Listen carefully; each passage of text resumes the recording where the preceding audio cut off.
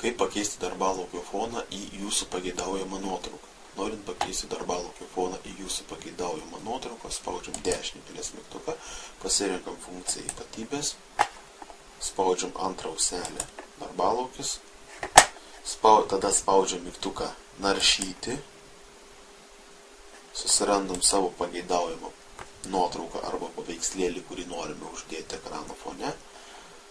Vieną kartą ant jo paspaudžiam kairiuoju pelės mygtuku, kad fonas pasidarytų mėlynas, tai reiškia, jis yra pažymėtas parinkimui. Spaudžiam mygtuką atidaryti. Matot, čia jau yra vaizduojamas. Dažnai jis būna vaizduojamas nepilnu dydžiu, norint jį padaryti pilnu dydžiu.